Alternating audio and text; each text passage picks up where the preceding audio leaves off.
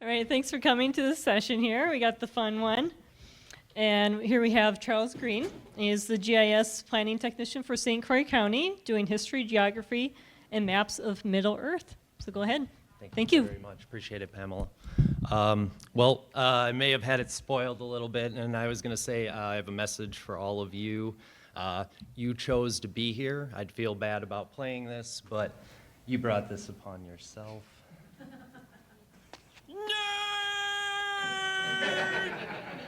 All right. Well, want to start by saying thank you very much for coming. My name is Charles Green. My presentation, the history, geography, and maps of Middle Earth.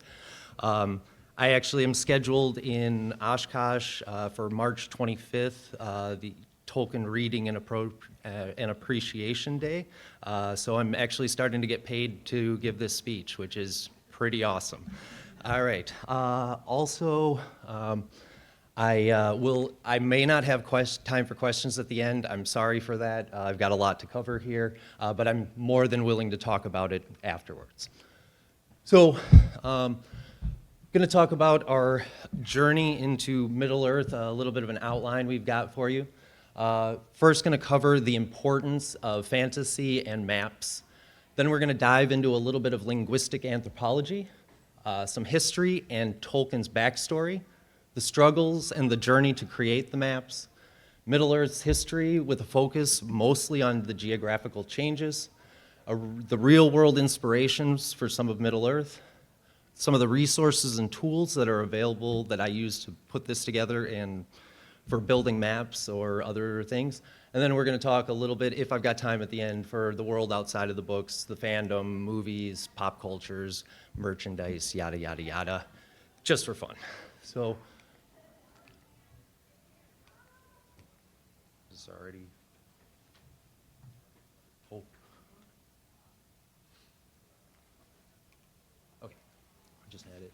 Just my apologies. I'm going to start by saying I am not a linguist, and Tolkien is much smarter than me. So I'm going to apologize if I get anything wrong, mispronunciations. Also, I wanted to point out that I've only read The Hobbit, Lord of the Rings, parts of the Atlas of Middle-earth, and I've failed reading the Silmarillion multiple times. I just get lost in the names, but I've found other avenues that are more like history that I've gotten into that have made me get into it a little bit more. But we're going to talk about the importance of fantasy and the maps within. On fairy stories, Tolkien explained that in order to make an imaginary land believable, the secondary world must have the inner consistency of reality. There are two kinds of thinking when it comes to fantasy, and I hope to argue why that is important. Putting this out on YouTube and yada yada. I figure there's basically two camps when it comes to fantasy, and I figure if you're here, you're probably on one side of the camp, but I hope to reach out to maybe some people who might not be interested.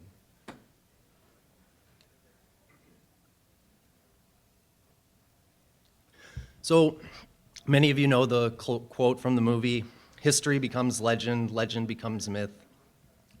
This,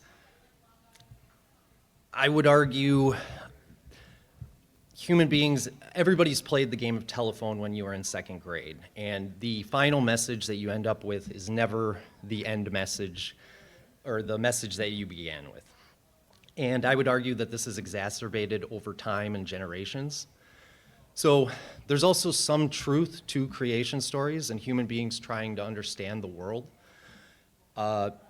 It shows insight to their inner desires, our primal nature, if you will.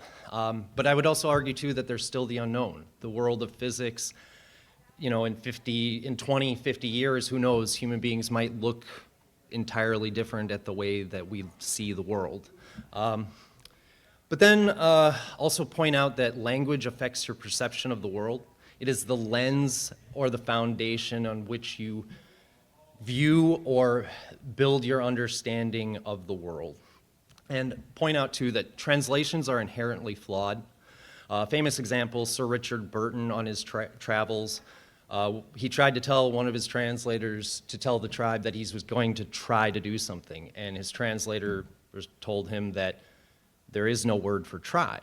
You're either going, in their culture, you either do something or you don't. And I just think that's interesting in how you frame the view of the world and how you conduct the way you act. Pointing out, too, that Charles V, great quote, "I speak Spanish to God, Italian to women, French to men, and German to my horse." Highlighting that different languages have different emphasis and have a different way of expressing the world, or their view of the world. So I gotta ask the question, we're all geographers, right? Which way is north? I'm asking you all, which way? Towards the North Pole. As far as I know, isn't it that way because the north of the building is said way? I believe, I mean, unless I got turned around too much, the north is that direction. But point out that if we had a 5-year-old Aboriginal child in this room, they would have immediately been able to tell us which direction is north. In their language, the way they describe things is always in relation to their cardinal direction. So their language forces geographic understanding of the world. Also, get into a little bit of color here. The Himba people of Nambia, we had an anthropologist who did an experiment. He would sit the Himba people down in front of a computer, and he would have these ring of colors. It's very hard to tell, but this green is slightly different than the others. And when he sat them down, they only have 5 basic color terms, yet 2 of them are green, and they immediately sat down and pointed to this one every time. Next, he gave them a new color wheel, and as you can see, that blue to us is very prevalent. But he would sit the Himba people down, and they wouldn't be able to see the blue or point it out. So pointing out that the structure in which you view colors might frame how you actually view the world. As I said, all cultures have a word for black or dark or cool, and white or light or warm. The Himba only have 5 basic colors, where most color complex languages, including English, have 11 basic color terms. The 3 primary, 3 secondary, and the 4 neutral colors. Pink is the only one outside of those that we recognize. But I want to point out that pink is just red. And in Russia, they actually separate their blues, and to me that makes more sense. Why is the deep blue ocean the same as the sky blue? When we say something's blue, I think it would make more sense for us to maybe think about how we think of blues. But my studies in anthropology has led me to believe that it's unwise to try to understand stories from an outside perspective. Tolkien's writings are an amalgamations of cultures, beliefs, ideologies from all over England and the world. Tolkien's understanding of language is required to retain the quality that is within. I think it's that his deep understanding, as I've tried to cover shortly with a brief little glimpse into linguistic anthropology, that I think a person with only a deep understanding of those languages and cultures and what those words are embedded mean could write something so captivating and powerful. But also that language death is the loss of culture, that it's truly a sad thing when a language dies, because when that happens, it means the loss of knowledge. Continue with the importance of fantasy. Let's face it, it's a form of escapism for a veteran. Most people speculated it was his way of escaping the atrocities and the horrors of war. Maps are a portal into a fantasy world, that you can have words on paper, but once you have a map, it becomes something tangible and it becomes real. I came across a great quote from George R.R. Martin. "A reader lives 1,000 lives before they die. The person who never reads lives only one." And for me, I guess there's some importance. My family quotes Lord of the Rings more than we do any other religious text. as someone who hasn't found what he's wanted in a church setting or anything, it's been a nice, for a person who grew up as a Christian, it's been a nice moral replacement and a compass for me to guide myself through this world. So a great quote from Tolkien here: "If you really want to know what Middle-earth is based on, it's my wonder and delight in the earth as it is, particularly the natural earth." And it's hard to discuss Middle-earth without talking about John Ronald Reuel Tolkien. Born in South Africa in 1892, he died in 1973. His father died of typhoid fever when Tolkien was 4 during a vacation to England with his mother. Then his mother died of diabetes. They moved to England, and his mother died of diabetes when he was 12.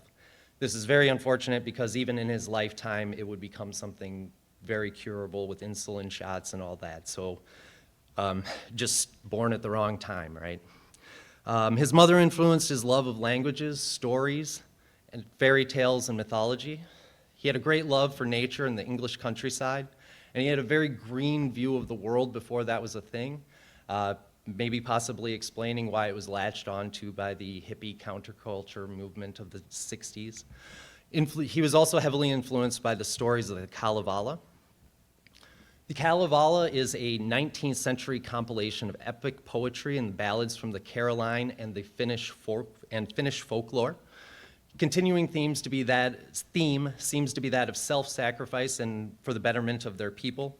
The leader of the sons of Kaleva is a wise old man named Vanamonian, a powerful seer of supernatural origin, which Gandalf obviously parallels in Tolkien's stories.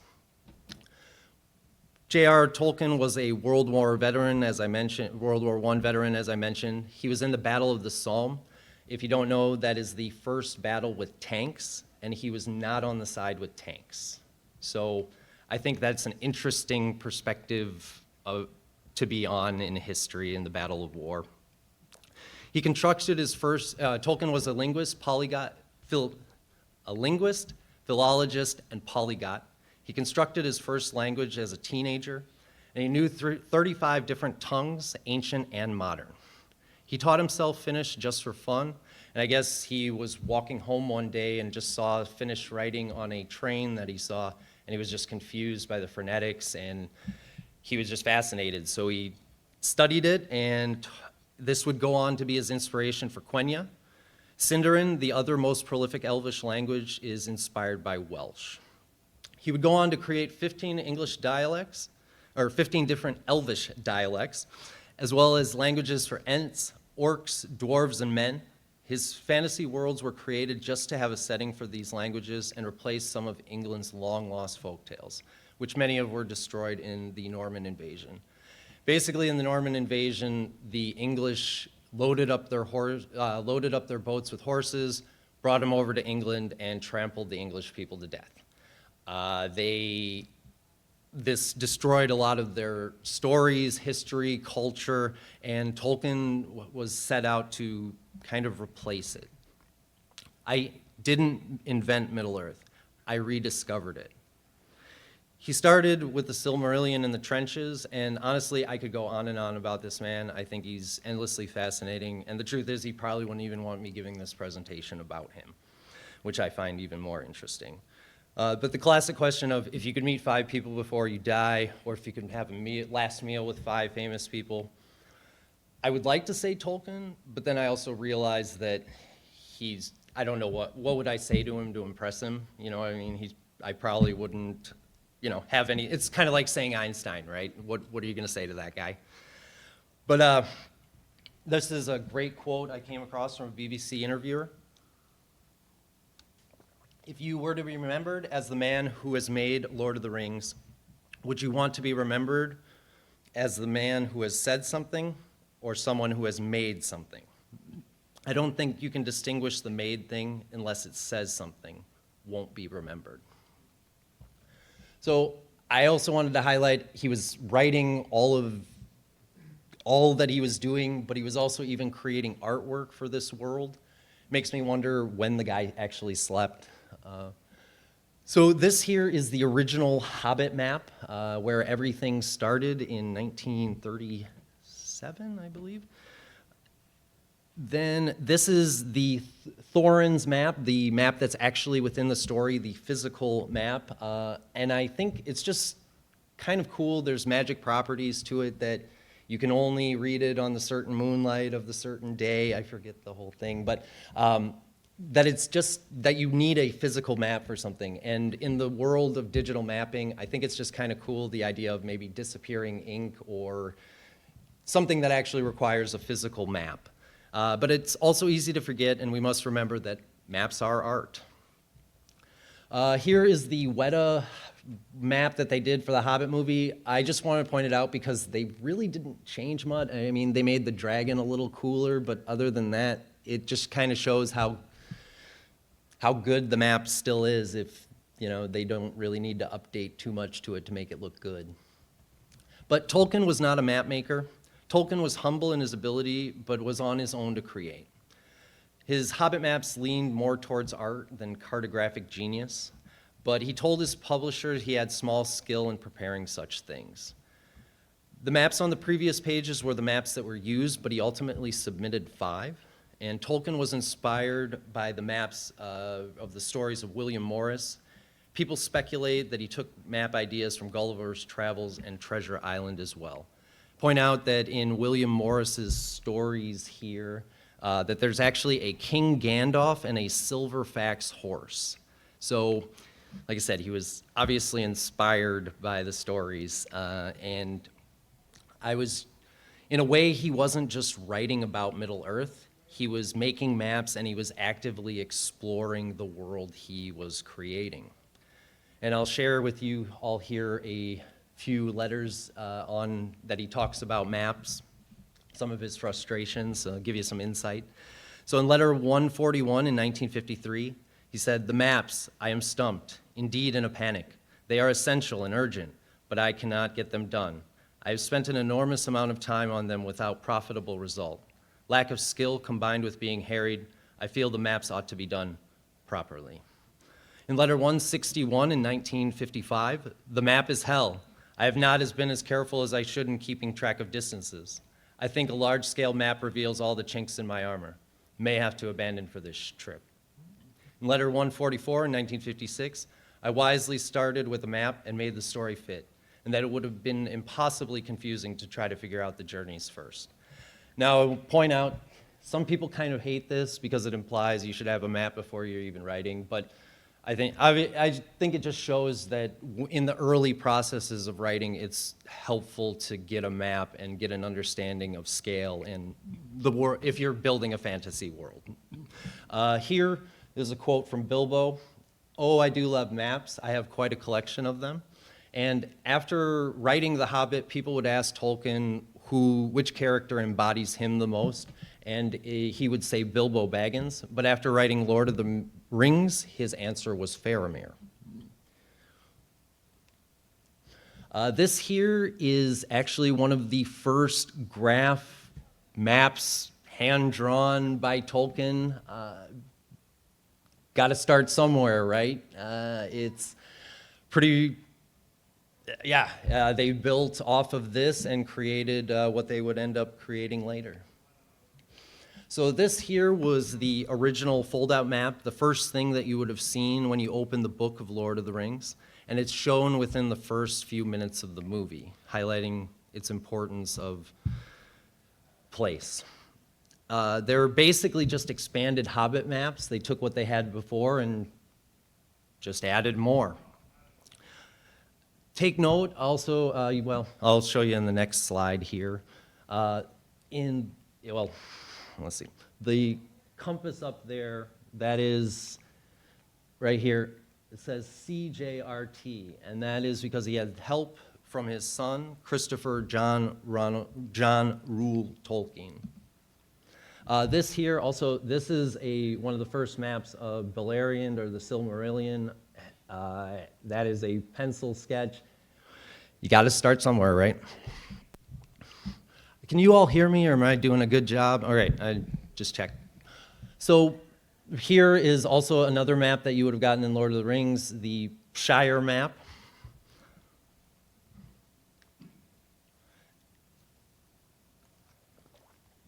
JRR Tolkien would go on to say that his son was an accredited student of Hobbit lore. He was a member of the British Royal Air Force in South Africa and is considered the chief cartographer of Middle-earth. His hand-drawn maps should be appreciated, such as we've got the smoke above Mount Doom here.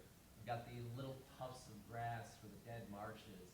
We have how the old South Road wears away, and subtext given trees, such as this here lies the realm of the Witch King of Angmar.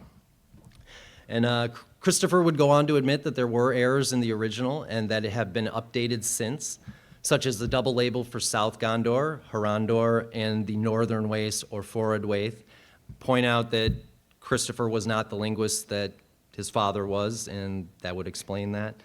And JRR would go on and point out that the Brandy, and on the Shire map, that Buckleberry Ferry and Brandy Hall were slightly misplaced. Tolkien often lamented about not having his son nearby to help, often wishing that he was gardening instead. In letter 67, JRR stated, "I wish I had you here, doing something useful and pleasant, completing the maps and typing." The maps came down to the wire, and in letter 187, he said, "I had to devote many days, the last 3 virtually without food or bed, to drawing, rescaling, and adjusting a large map, at which Christopher then worked 24 hours, 6 a.m. to 6 a.m. without bed, in redrawing just in time."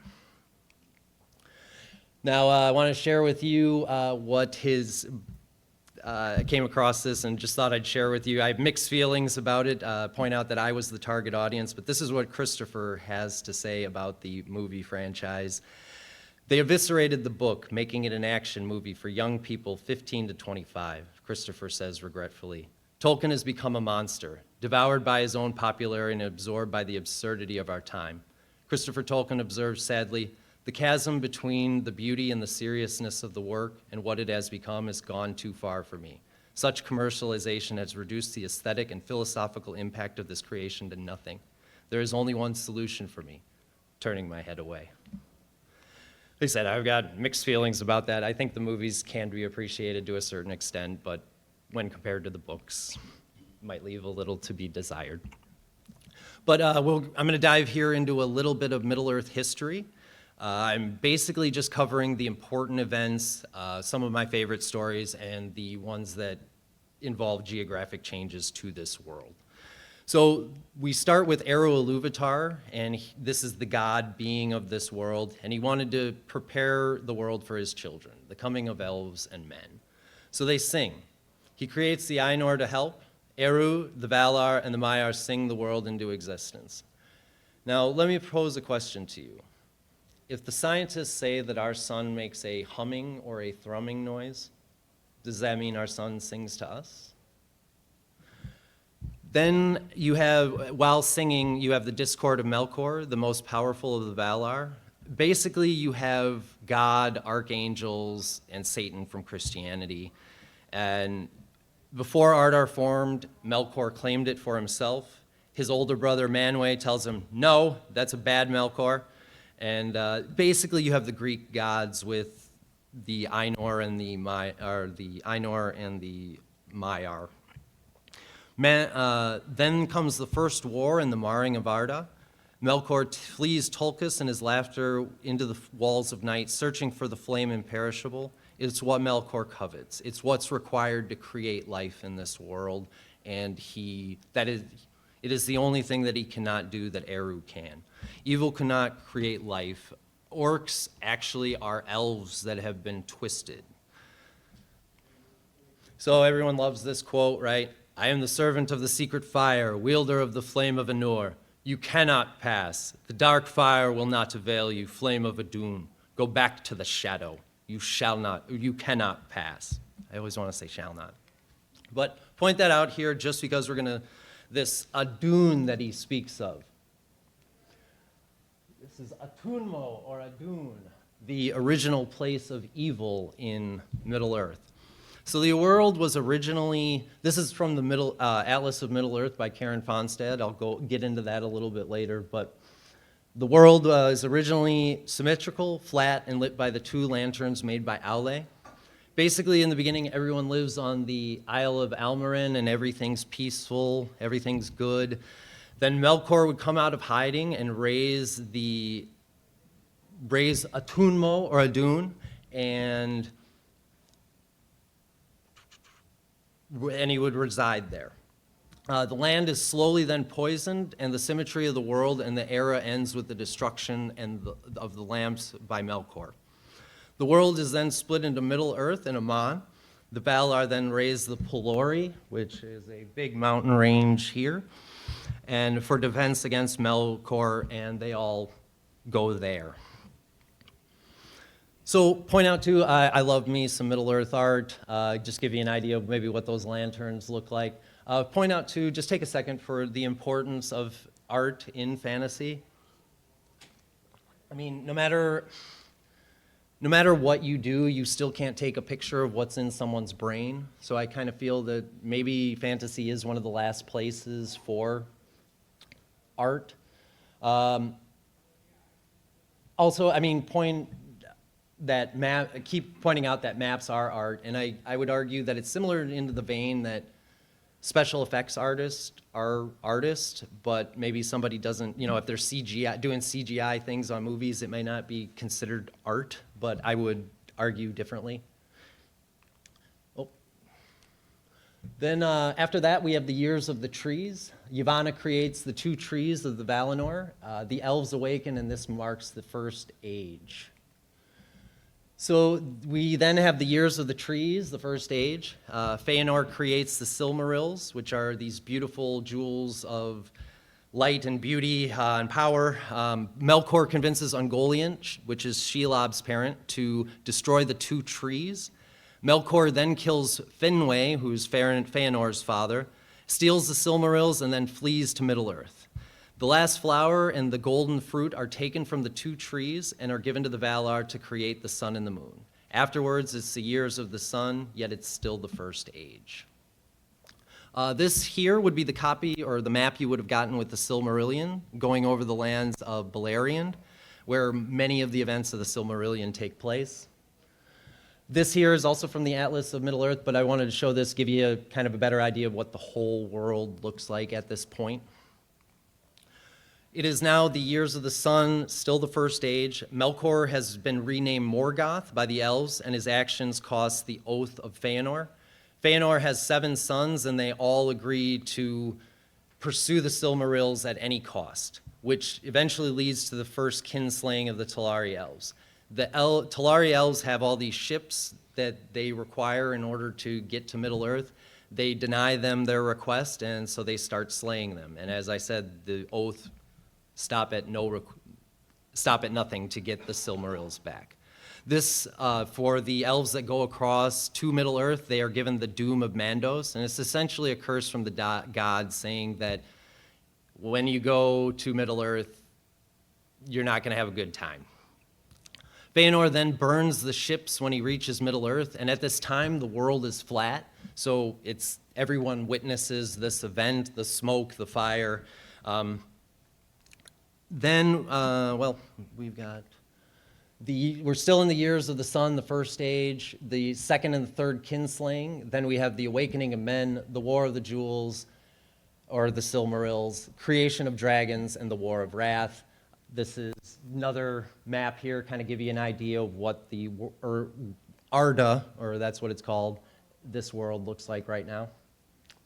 So cover this. One of my personal favorite stories is Fingolfin versus Morgoth in single combat. I think it really embodies Tolkien's the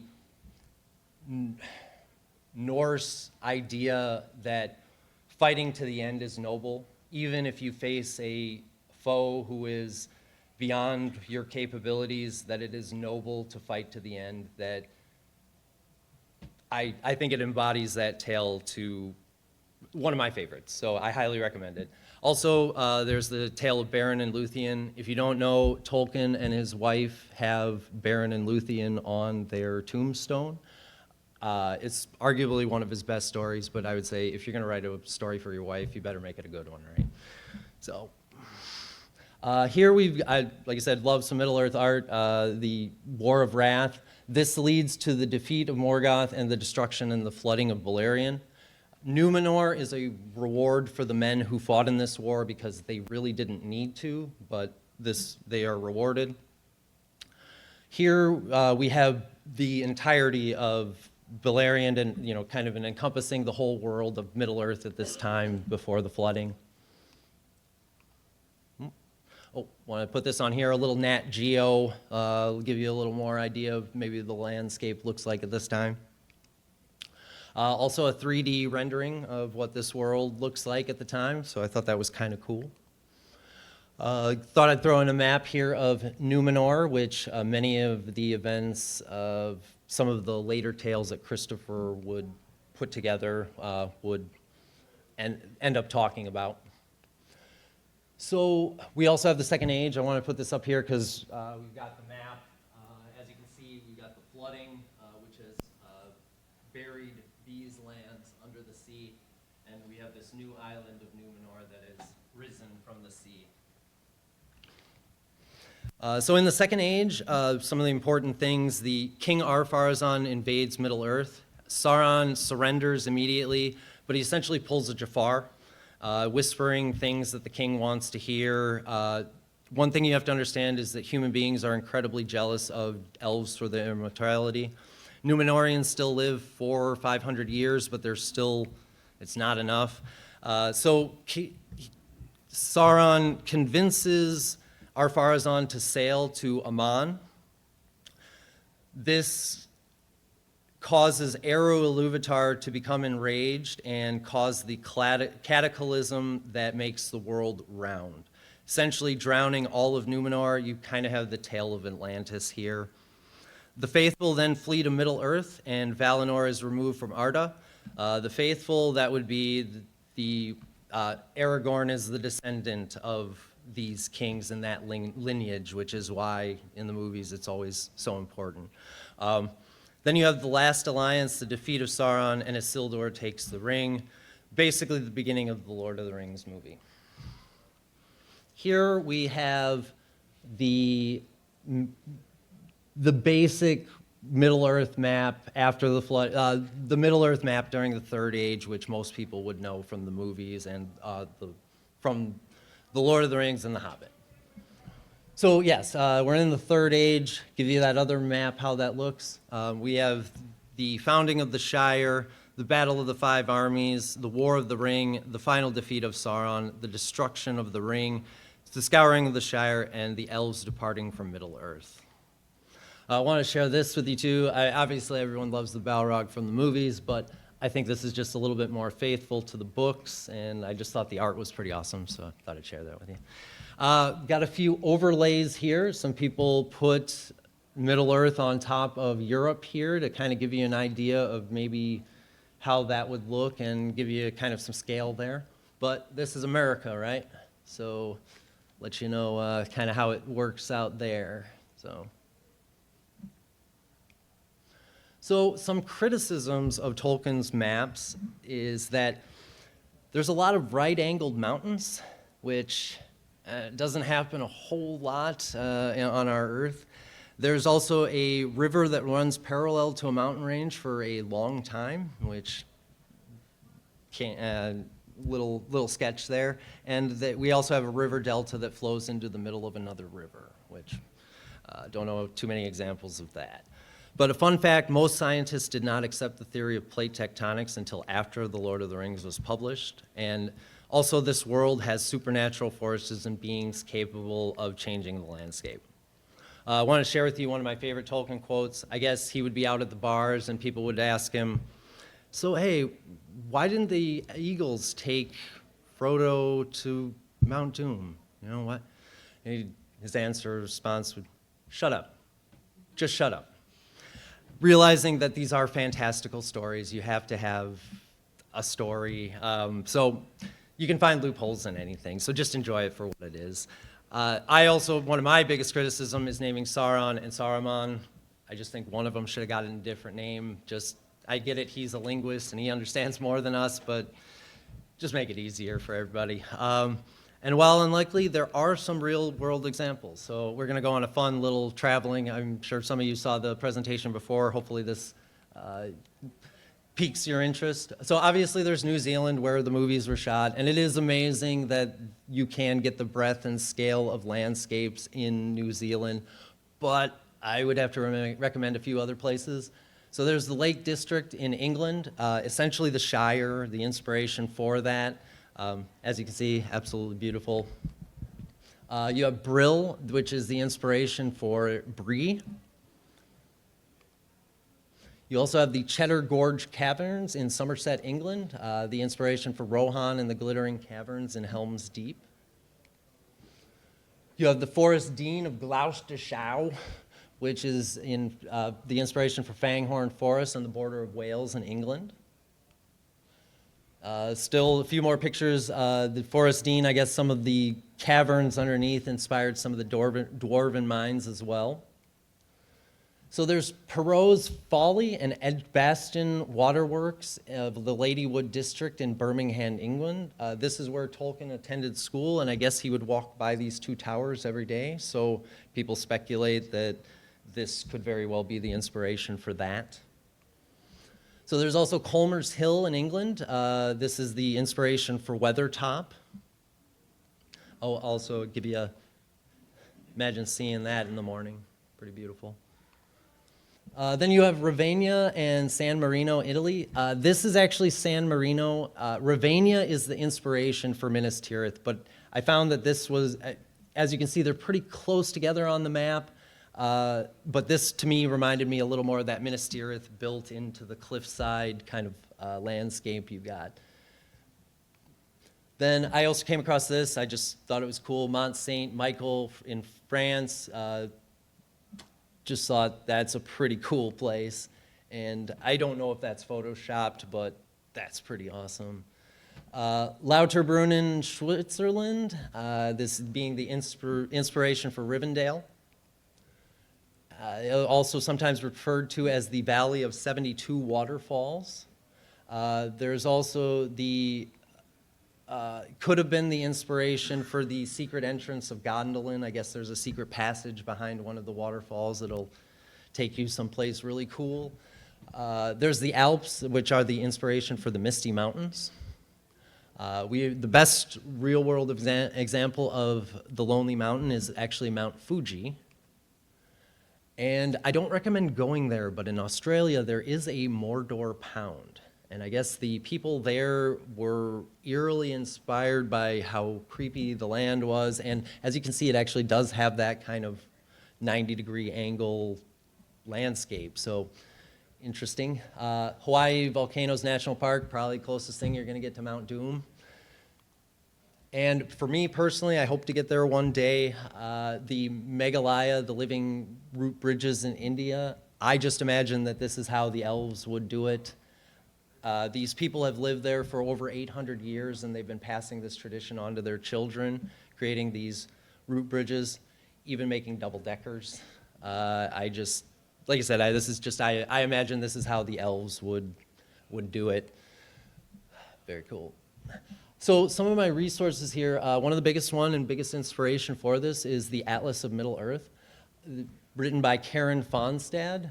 She was actually the director of cartographic services at UW Oshkosh and on the Oshkosh Planning Commission for over 20 years. And I honestly would recommend it to anyone before the Silmarillion. It's a little bit easier to kind of understand. It's not so much names, it's kind of just the history as it is. And one thing that's also interesting about it, I've never come across a piece of work that it's referenced so much, yet it's not canon, or it's not officially part of, like the lore, but man, people like to really point to this book and be, even, many people work on movies and things have pointed to her work as being very inspirational to what they were doing and figuring out some of the landscapes and geography. So it's also been translated into a dozen other languages, and she also ended up going on creating atlases for other fantasy worlds, the Atlas of Pern in 1984, the Atlas of the Land in 1985, also the Atlas of Dragonlance World in 1987, and the Forgotten Realms, which are both Dungeons and Dragons related. So I'll give you some, I guess she was very close to getting the Chronicles of Narnia, but that ended up falling through at the very end. I was able to conduct an interview with her husband. She unfortunately passed away in 2005 of cancer, so she's not around anymore, but Todd told me she worked late into the nights, and I was very happy to get the interview with him. But point out too, just take a second, there are over 172 hand-drawn maps in the Atlas of Middle-earth. I mean, just take a second to appreciate how much work went into this. I mean, it's pretty insane when you think that there was 172. So there's actually, a couple months ago, the New York Times actually published an article on her called "Overlooked No More: Karen Wynne Fonstad, who mapped Tolkien's Middle-earth."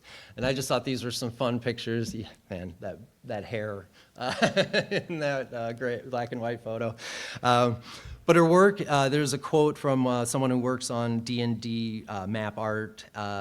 Her work is one of those rare occasions when fantasy maps manage to get closer to real cartography. The scientific approach followed, and her care and each small detail is something incredible. She actually also appeared on, if you can find this DVD, there's a side, or one of the DVD extras called Languages and Landscapes of Middle-earth, and she appears on that and gives her opinion on a few things. So it's kind of cool to see her actually give an interview. So some of my other resources, I used a lot of YouTube. There's Mapster. Nerd of the Rings has actually been very inspirational for me, teaching it more as a history lesson than, the characters. He has a video on just about anything you would want to know about Middle-earth. There's also Men of the West and Vitica. I did watch a couple BBC interviews, and there's also Jess of the Shire. She's also a great YouTube. We're fortunate enough to have John Nelson here within our audience, and he is actually if you didn't know, he is the creator of the One Map to Rule Them All style.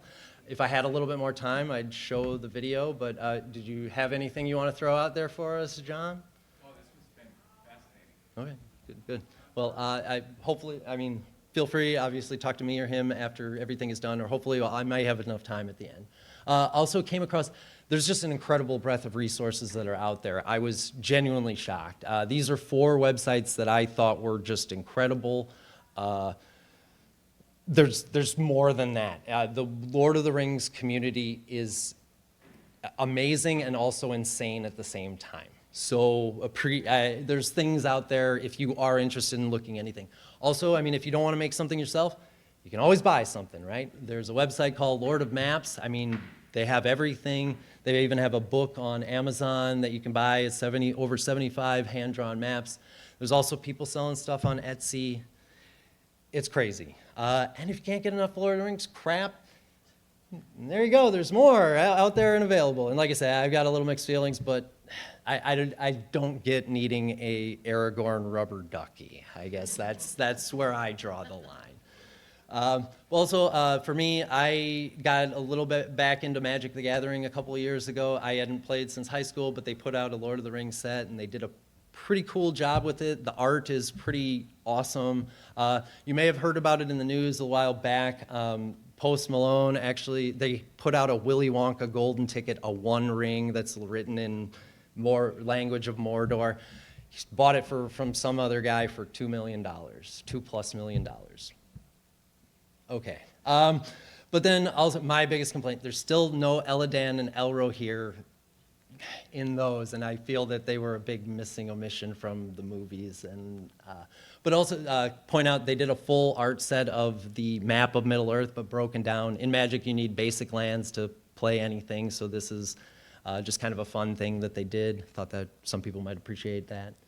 But then there's also a slew of video games of varying quality. But then we also have the Peter Jackson films, and they're overall successfully, critically and financially, and by far the best adaptation we've had yet.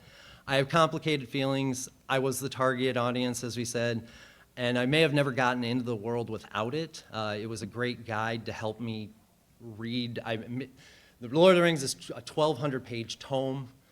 I may have not conquered it without that as a base guide to get beyond that.